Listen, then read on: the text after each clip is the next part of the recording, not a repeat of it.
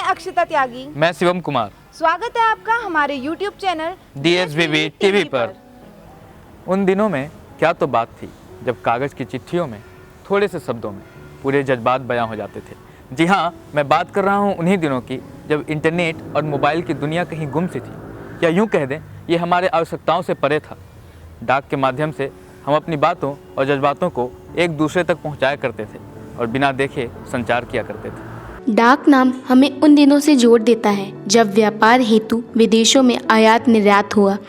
जोड़ता है उनसे जो सरहद पर दिन हो या रात सभी परिस्थितियों में देश की सीमाओं और प्रत्येक नागरिक की सुरक्षा में अड़िग प्रहरी की तरह तैनात रहते हैं, जिनमें डाक ही वह माध्यम रहा है जो हमें समय समय पर भारत माँ के इन लालों से प्रत्यक्ष रूप में प्रारंभ से अभी तक जोड़े हुए हैं। अब ऐसे में तो इस सेवा का इतिहास जानने की तीव्र इच्छा होगी कि कैसे और कब इस सेवा ने अपना महत्वपूर्ण योगदान दिया। तो आइए जानते हैं राष्ट्रीय डाक सेवा का स्वर्णिम इतिहास। 150 साल से अपने काम से लोहा मनवा रही डाक सेवा ने आज भी खुद को उसी मुकाम पर रखा हुआ है। पहाड़ हो या रेगिस्तान, गलियां हो या सरहदें, देश हो या विदेश, हर अपने से हमको जोड़ा हुआ है। तकनीक के इस दौर में डाक ने जो खुद की पहचान बनाई है वह सराहनीय है। संचार के इस बेहतरीन माध्यम को सबसे पहले वॉरेन हेस्टिंग ने कोलकाता शहर में सन 1774 को पहले डाकघर के रूप में स्थापित किया था। वहीं प्रधान डाकघर की सेवा मुंबई में सन 1793 में शुरू की गई थी। भारत में डाकघर को 1 अक्टूबर सन 1854 को राष्ट्रीय महत्व के पृथक रूप से डायरेक्टर जनरल के संयुक्त नियंत्रण के अंतर्गत मान्यता मिली थी। उस समय ब्रिटिश हुकूमत थी। फिर ईस्ट इंडिया कंपनी के अधीन में आने वाले 701 डाकघरों में से एक था भारतीय डाक विभाग, जिसकी शुरुआत लॉर्ड डलहौजी के द्वारा की गई थी।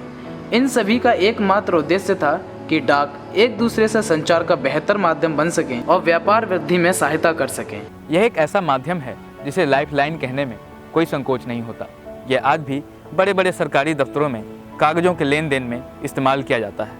वहीं दूसरी ओर सैन्य जवानों को जोड़े रखने का सबसे सर्वश्रेष्ठ और सबसे बेहतरीन माध्यम है यह डाक। जब हम बात करते हैं डाक सेवा की तो हमें याद आती है एक गीत और उसकी पंक्तियाँ जो अक्सर हमारे जवान बॉर्डर पर अपने घर की याद में गुनगुनाया करते हैं। संदेशे आते हैं, हमें तड़पाते हैं, चिट्ठी आती है, पूछी जाती है। ये गीत और इसमें छिपी पंक्तियाँ सराहनीय नहीं तो क्या है। हम ये भी कह सकते हैं कि आज भी डाक ने उस विश्वास को बनाए रखा है जो जोड़ती है हमें अपने लोगों से, अपने काम से। वैसे तो हर वर्ष 9 अक्टूबर को वर्ल्ड पोस्ट डे मनाया जाता है, लेकिन जब हम भारत देश की बात करते हैं तो 10 अक्टूबर को इस सेवा को राष्ट्रीय डाक दिवस के रूप में मनाया जाता है।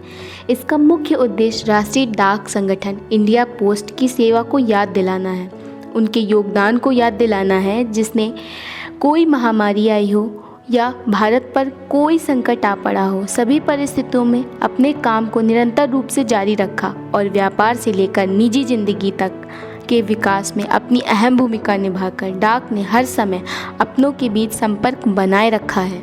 डाक सेवा दे रहे कर्मचारियों के सम्मान में हर वर्ष 9 अक्टूबर को विश्व डाक दिवस मनाया जाता है। इसका विस्तारीय रूप भारत में 10 अक्टूबर को राष्ट्रीय डाक दिवस के रूप में मनाया जाता है।